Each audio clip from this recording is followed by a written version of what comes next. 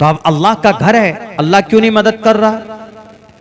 कुफ्फार लोग, मुशरिकीन लोग मजाक उड़ाते हैं, अरे आप लोग मस्जिद के लिए बड़े ढिंढोरा पीटते हैं। आप लोग कहते हैं कि जो आदमी मस्जिद बनाएगा जन्नत में अल्लाह उसके लिए महल तामीर करेगा। मम बना लिल्लाहि मस्जिदन बनल्लाहु लहु बैतन फिल जन्नह। यहाँ देखिए हम पुरानी पुरानी मस्जिदें आपकी शहीद कर दिए हैं, आया अल्लाह की मदद ही नहीं है। इसीलिए कुछ लोग कहते हैं कि अगर अल्लाह है तो अल्लाह क्यों नहीं मदद कर रहा है, अल्लाह जालिमों का हाथ क्यों नहीं पकड़ रहा है, अल्लाह तबारक व ताला क्यों अत्याचार होता हुआ देख रहा है। कुछ लोग इस तरह के सवालात करते हैं। अल्लाह ने कुछ देर के लिए उन्हें मोहलत दी है, इसीलिए तो अल्लाह ने कयामत के मीज़ान को रखा है। कल कयामत में हश्र के मैदान में वहां होगी उसकी कुटाई पिटाई छिताई सब। और हे मुसलमानों, ना उम्मीद और मायूस होने की जरूरत नहीं है। सच्चा मुसलमान बन जाओ, डुप्लीकेट मुसलमान नहीं। सच्चा मुसलमान बनने के लिए क्या करना है? हथौड़ा लेकर हिमालय पहाड़ नहीं तोड़ना है। 24 घंटे में 5 वक्त की नमाज अदा करनी, किसी का माल नहीं हड़पना, बेईमानी नहीं करनी, हुकूकुल इबाद में गड़बड़ी नहीं। आप मालदार हैं तो ज़कात दे दीजिए, और ज्यादा मालदार है तो हज कर लीजिए, ये जरूरी। साल में 1 मर्तबा रोजा रख लीजिए 1 महीने का। किसी का बुरा मत कीजिए, बस आप सबसे बड़े अच्छे पक्के मुसलमान, सबसे पक्के मुसलमान। आपको तस्बीह का दाना हिलाने की जरूरत नहीं। तबलीग का इज्तिमा हो रहा है, अगर आप वहां पर भी नहीं गए किसी वजह से, आप कारोबारी हैं, भाई कारोबार है नहीं जा सके, लेकिन अगर आपने पाबंदी से 5 वक्त की नमाज अदा कर ली, ज़कात दे दिया, हज कर लिया, रोजा रख लिया, किसी की बेईमानी नहीं की, जमीन नहीं हड़पा, ईमानदारी से जिंदगी गुजार रहे हैं, तो आप सबसे बड़े मुत्तकी। हाँ, अगर आप तबलीगी जमात में चले गए तो जो वक्त आपका वहां लगेगा, कल कयामत में आपके लिए वो चीजें नेकी की सूरत में मिलेंगी, और भी अच्छी बात है। लेकिन आप अगर इन अमल को कर लेंगे तो आप सबसे बड़ा मुत्तकी, आप सबसे बड़े ईमानदार, और कुछ नहीं। मजहब इस्लाम के मुताबिक जिंदगी गुजारने के लिए कोई बहुत ज्यादा पापड़ नहीं पेलने पड़ते, और अगर कोई मुसलमान इन अमाल को कर ले वो अल्लाह का महबूब बन जाता है। और अल्लाह की मदद आसमान से जमीन पर उतारने के लिए 2 चीज का होना बहुत जरूरी है, और यही 2 चीज पाई गई थी उस वक्त में जब काबतुल्लाह को गिराने के लिए एक बड़ा बादशाह आया था। कौन? अबरहा। अबरहा इतनी ताकत का मालिक था, एक बुलडोजर नहीं 200 बुलडोजर लेकर चला। 200 हाथी, उस जमाने में हाथी बुलडोजर था, आजकल तो जेसीबी बुलडोजर है। उस वक्त 200 हाथी, और इतने बड़े बड़े हाथी कि एक हाथी एक 5 मंजिला इमारत को गिराने के लिए काफी था, कहा जाता। इतनी ताकत, और उसमें से स्पेशल एक बुलडोजर, क्या उसका नाम महमूद था। उसको हबशा का बादशाह ने कहा कि ये लीजिए अबरहा साहब, इसमें इतनी ताकत है कि आप चंद घंटों में पूरे शहर को तबाह कर सकता है। ये महमूद नामी हाथी, ये स्पेशल बुलडोजर है। आज बुलडोजर है, उस जमाने में हाथी था। लेकिन अल्लाह तबारक व ताला ने मदद की। 200 बुलडोजर 2 सेकंड में जमीन में सुता दिए गए, सब पंचर हो गया, पंचर। कैसे? एक दुआ की गई थी वहां पर। इस वाक़े को समझाता हूं। कुरान करीम में एक छोटी सी सूरत है, उस सूरत के अंदर अल्लाह तबारक व ताला ने इसको मुकम्मल तौर पर वजाहत के साथ पेश किया। अलम तरा कैफ फ़अल रब्बुका बिअस्हाबिल फील अलम यजअल कैदहुम फी तज़लील व अरसला अलैहिम तयरन अबाबिल तरमीहिम बिहिजारतिम मिन सिज्जीलिन फजअलहुम कअस्फिम माकूल। पढ़ते हम लोग नमाज में, इसी वाक़े को बयान किया है। फील हाथी को कहा जाता, फील हाथी। अलम तरा कैफ फ़अल रब्बुक, क्या तुमने नहीं देखा कि तुम्हारे रब ने कैसा किया? बिअस्हाबिल फील, हाथी वालों के साथ। अलम यजअल कैदहुम फी तज़लील, उनके सारे मक्र फरेब को उनका नाश कर दिया। व अरसला अलैहिम तैरन अबाबील, उनके ऊपर भेज दिया तैरन अबाबील को, तरमीहिम बिहिजारतिम मिन सिज्जील, लोहे के चोंच में कंकरी लेकर उन पर बरसाया। फजअलहुम कास्फिम माकूल, खाए हुए भूसे के मानिंद कर दिए गए। कितनी अच्छी वजाहत की अल्लाह ने। यह है कुरान, कितना खूबसूरत अंदाज है। आसिम सरकार इस जैसा कुरान पेश करने के लिए कयामत तक कोई माए का लाल पैदा नहीं हो सकता। क्यों? क्योंकि इंसान का कलाम नहीं, अल्लाह का कलाम। वाकया क्या हुआ था पता है? इस वाक़े से हमें एनर्जी मिलती, हम मुसलमानों, इस वाक़े से हमें तसल्ली मिलती। इस वाक़े से हुआ क्या था? हुआ ये था, अल्लाह के नबी पैदा नहीं हुए तो 50 दिन पहले जनाबे मोहम्मद रसूलुल्लाह सल्लल्लाहु अलैहि वसल्लम के जन्म से 50 दिन पहले ये जो काबतुल्लाह मक्का है, शहर मक्का जो काबा है, ये बहुत पहले से हजरत आदम के जमाने से, हजरत आदम ने इसकी बुनियाद रखी तब से, और लोग तब से ही तवाफ करते हैं, इसका हज करते हैं, तब से ही, उसी वक्त से हज करते हैं। तो जब लोग हज करने के लिए वहां जाते थे तो जो वहीं यमन में एक बादशाह था और उसका गवर्नर था अबरहा। अबरहा को खबर मिली कि अरे सब लोग काबा में जाते हैं, उसके तवाफ करते हैं, उसका परिक्रमा करते हैं, हम लोग भी वहां जाते हैं, ऐसा कीजिए ना, कोई बेहतर सा यहां पर बनाइए काबा, हम लोग यहीं करेंगे परिक्रमा। तो उन्होंने फिर किया शुरू, उन्होंने सोने और चांदी से खूबसूरत कनीसा बनाया, बहुत बड़ा काबा, डुप्लीकेट काबा बनाया। यानी कहा जाता है कि इतना खूबसूरत और इतना बड़ा बनाया था कि अगर आदमी ऐसे सर उठाकर देखे तो उसका सर गिर जाए, इतना बड़ा बनाया था। सर उठाकर देखे तो सर की टोपी गिर जाए उसके सर से, इतना बड़ा।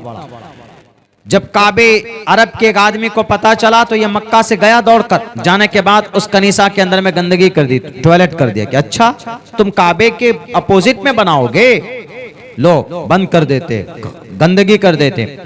जब अबरहा को पता चला कि मक्का से एक आदमी आया था, गंदगी करके गया, उसी दिन उसने फैसला किया कि अच्छा उसकी ये हिम्मत, मैं ओरिजिनल काबा को गिरा कर आऊंगा, उसको जमीन दोज करके आऊंगा। 200 बुलडोजर लेकर कम से कम कई हजार फौज आदमियों को लेकर निकला।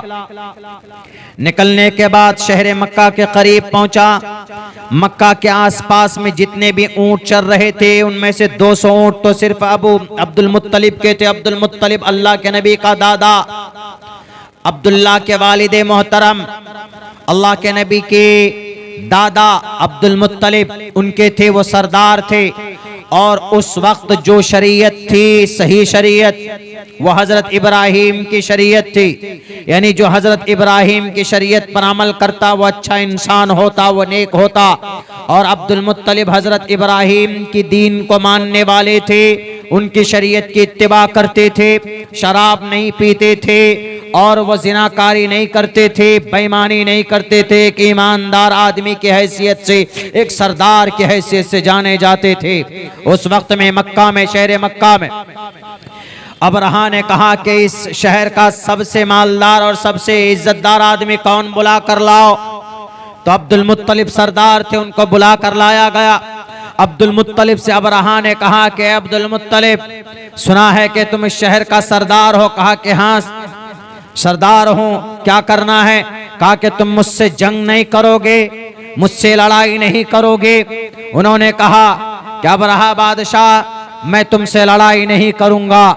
कहा क्यों? कहा कि इसलिए, लड़ाई करके में तुझसे क्या फायदा, तुम्हारे पास ताकत है, तुम्हारे पास दौलत है और हम लड़ाई नहीं करना चाहते इस धरती पर, इस शहर में। उन्होंने कहा कि अच्छा तो फिर कैसे बचाओगे तुम अपने इस घर को, इस काबे को, उस मस्जिद को कैसे बचाओगे? कहा कि मस्जिद मैं नहीं बचाऊंगा, ये मस्जिद मेरी नहीं है, ये काबा मेरा नहीं है, ये काबा अल्लाह का है। दुनिया की तमाम मस्जिदें अल्लाह की है। मस्जिद की जमीन कोई बेच नहीं सकता, मस्जिद को कोई फरोख्त नहीं कर सकता, मस्जिद पर किसी इंसान का कब्जा नहीं हो सकता।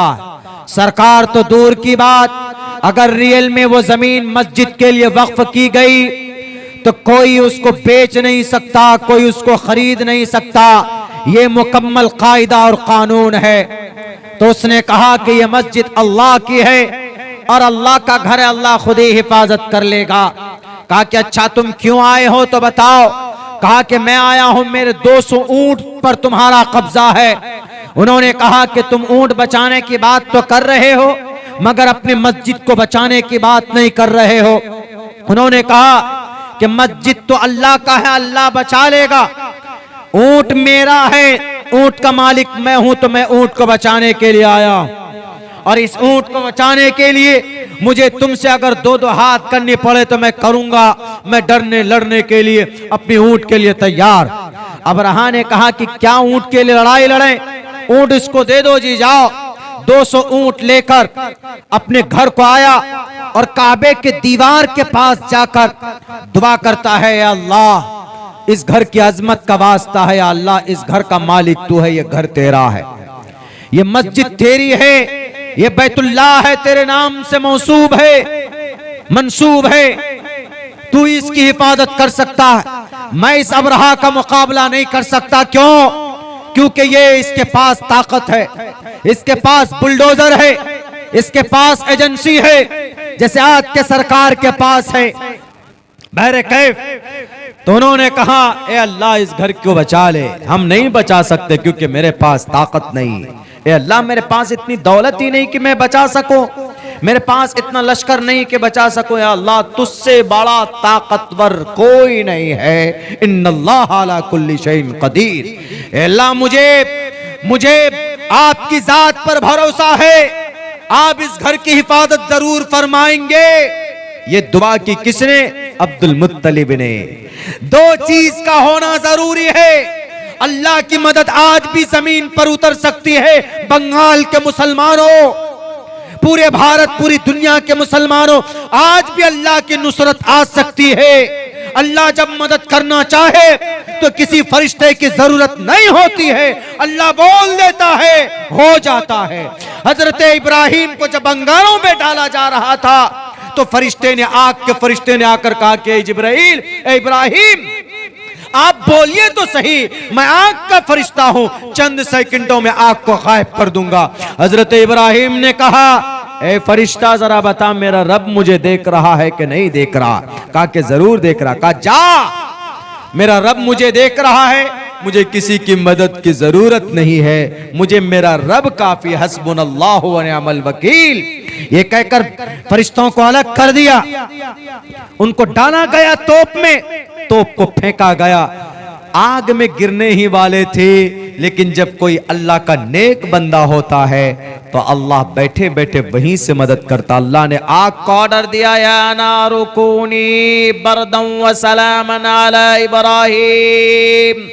आग वहीं से, कोई फरिश्ता नहीं है बीच में, वहीं से, या नार, ए आग कूनी हो जा, बरदम व सलामन, सलामती वाली हो जा, ठंडी हो जा, एयर कंडीशन के हवा बन जा। बरदम व सलामन अला इब्राहिम, इब्राहिम पर सलामती वाली हो जा। गुलाब का फूल बन गया कौन? वो आग जिसको 3 महीना से नमरूद जला रहा था, 3 महीने से। देखिए अल्लाह कैसी मदद करता है। अल्लाह जब मदद करने पर आता है तो अल्लाह फिर किसी फरिश्ते की भी मदद नहीं, किसी का सहारा नहीं लेता। वो मुसब्बिबुल अस्बाब। दुआ की हजरत अब्दुल मुत्तलिब ने, और फिर दुआ करके तमाम मक्के वालों से कहा कि ऐ लोगों चलो बाहर निकल जाओ। कहा क्यों निकले बाहर? कहा अजाब आने वाला है। कहा कैसे? कहा कि अल्लाह अपने घर की हिफाजत करेगा। देखने नहीं 200 बुलडोजर खड़ा है सामने, 200 सिर्फ हाथी घोड़े अलग, और लोग हजारों की तादाद में फौज लेकर आया। ये कहकर अबू अब्दुल मुत्तलिब तमाम लोगों को बाहर चले गए, शहर से बाहर नजारा देखने के लिए। उनको अल्लाह की जात पर मुकम्मल भरोसा था कि अल्लाह की मदद जरूर आएगी। जब अल्लाह पर यकीन हो और नेक अमल हो तो दुआ कबूल होती है, अल्लाह की मदद आती। जब वो देख रहा, वहीं से नजारा कर रहा, कहां? अब वो ये अबरहा कहता है चलो जी बुलडोजर चलाओ। सारे हाथी खड़े किए गए। जब हाथी को पीछे से चलाया जाता है तो हाथी एक कदम आगे बढ़ने के लिए तैयार नहीं, कोई सा भी हाथी एक कदम नहीं। जानवर को अजाब का पता चल जाता है, जानवर को आसमान से कुछ चीजें, बुरी चीजें उतरती है, उसका पता चल जाता है। तो हाथियों को पता चल चुका था कि अल्लाह का अजाब आने वाला है, तो हाथियों ने अपने कदम रोक लिए। उसको दाएं तरफ चलाया जाता, बाएं तरफ चलाया जाता, पीछे चलाया जाता, चलने के लिए तैयार, लेकिन काबे की तरफ रुक जाते, बैठ जाता, चीखता चिल्लाता। वो देख चुका था कि अल्लाह का अजाब चल चुका है, ऑर्डर हो चुका है। तैर नवाबील को, इतने छोटे परिंदे, छोटे छोटे जो होते हैं, जैसे चिड़ैया हमारे घरों में देखते होंगे आप, गुरैया बोलते हैं हमारे यहाँ, या कुछ और बोलते होंगे, उससे भी छोटे तैर नवाबील, छोटे। उसके बाद जब देखा अबरहा ने कि ये तो हाथी चल ही नहीं रहे हैं, लेकिन जब आदमी अपनी ताकत के नशे में चूर हो जाता है, उसको कुछ भी नजर नहीं आता। उसने सोचा कि नहीं, मेरे पास ताकत है। जैसे आज कुछ पॉलिटिकल लीडर समझ रहे हैं, जैसे यही आसिम सरकार समझता है मैं विधायक हूं, मैं ऐसा ऐसा बोलूंगा तो मेरी वाहवाही हो जाएगी। जैसा कि उत्तर प्रदेश का सरकार, वहां का सीएम समझता है कि मुझसे बड़ा खुदा नहीं, पुष्कर धामी समझता है कि मुझसे बड़ा भगवान नहीं। लेकिन ये सोच गलत है। आप सर्वेंट हैं, आप सर्वेंट, आप गुलाम हैं, गुलाम किनके? लोगों के, आवाम के, जनता के सेवक हैं। ये कभी मत सोचिए जब उसका मिसयूज होता है तो ईश्वर किसी न किसी को भेजकर फिर जगह बदल देता। जब अबरहा ने सोचा कि ये हमारे हाथी तो नहीं चल रहे, हमारा जो मकसद है, जो इरादा है, उसमें हम फेल हो जाएंगे, मेरी बेइज्जती हो जाएगी, इसीलिए लोगों से कहा कि इन हाथियों को छोड़ो, हथियार उठाओ, वो क्या नाम, वो हथौड़ा उठाओ और चलो उस दीवार को तोड़ने के लिए, उस काबतुल्लाह को तोड़ने के लिए। मेरे भाइयों, जितने भी हजारों की तादाद में फौज थी, वो फौज जैसे आगे कदम बढ़ाती है, जब काबतुल्लाह के पास पहुंचने वाले होते हैं, इतने में देखता है कि आसमान में एक बादल के तरह काले रंग का एक झुंड आ रहा है। और फिर जब उन फौजों के पास, उनके ऊपर पहुंचता है, वो चिड़िया, जब वो परिंदे पहुंचते हैं तो एक चिड़िया के पास 3-3 छोटे दाने पत्थर के। कितना बड़ा दाना? चने के दाल का दाना कितना छोटा होता है, अगर आप आसमान से भी फेंक देंगे तो आपके सर पर लगेगा तो कुछ नहीं होगा। लेकिन उन कंकरों में इतनी ताकत थी, इतनी ताकत थी कि जिसके सर पर गिरा, उसके सर पर लगा तो पूरी बॉडी को चीर कर जमीन में धंसा दिया। जिसके हाथ पे लगे वो सिर्फ कंकर या पत्थर का टुकड़ा नहीं था, वो अल्लाह का अजाब था, अजाब। अल्लाह पे एक छोटे से दाने को भी 315 की गोली से भी ज्यादा ताकत उसके अंदर पैदा कर देता। अल्लाह का हुक्म था, अल्लाह के तरफ से अजाब था। एक जालिम और ताकतवर बादशाह जो अपने ताकत के नशे में चूर होकर मस्जिद को गिराने आया था। मेरे भाइयों, चंद मिनटों में अबरहा का पूरा लश्कर जमीन में सो गया, लाशों का ढेर लग गया। कुछ लोग सर उठाकर भागे, कुछ लोग जिनके हाथ में लगे हाथ कट गए, किसी के पैर में लगे तो पैर कट गए। और अबरहा को भी जख्म आया। अबरहा भी बहुत मुश्किल से अपने घोड़े पर सवार होकर यमन गया, वहीं पर उसी बीमारी में मर गया। पता है कैसी हो गई थी आदमियों की हालत? फजअलहुम कास्फिम माकूल। गाय को, भैंस को हम लोग खाना लगाते हैं, चारा लगाते हैं, तो वह आधा खाती है, आधा चबा कर निकाल कर फेंक देती है। तो अल्लाह ने कुरान में कहा कि उनको खाए हुए चारे के मानिंद कर दिया था। कौन? अल्लाह ने। अल्लाह अपनी मस्जिद की हिफाजत 1500 साल पहले कर सकता है, तो क्या अल्लाह आज हमारी मस्जिद की हिफाजत नहीं कर सकता? कर सकता है, लेकिन शर्त यह है कि हम मुसलमानों को आज हजरत अब्दुल मुत्तलिब की तरह ईमान बनाना होगा, उनके तरह की यकीन बनाना होगा। अल्लाह के नबी अलैहिस्सलातु वस्सलाम की लाई हुई शरीयत के मुताबिक अपने आप को ढालना होगा। ऐ मुसलमानों, अल्लाह की ताकत से बढ़कर इन फिरका परस्तों के पास कोई ताकत नहीं है। इनके पास अक्सरियत अगर पूरी दुनिया के अंदर है तो अल्लाह तबारक व ताला उनसे बड़ा सर्वशक्तिमान अद्धादेव महान वसुर दयावान है। लेकिन शर्त यही है, अल्लाह ने जब खुदा ने खुद कुरान में कह दिया वला तहिनु वला तहजनु व अंतुमुल आलौन इन कुंतुम मुमिनीन, तुम ही सरबलंद रहोगे, तुम्हें कोई डरने की या घबराने की जरूरत नहीं है। वला तहजनु व अंतुमुल आलौन, तुम्हें घबराने की डरने की जरूरत नहीं है, तुम ही सरबलंद रहोगे। लेकिन फिर क्या वजह है कि मुसलमान बुज़दिल बना हुआ है?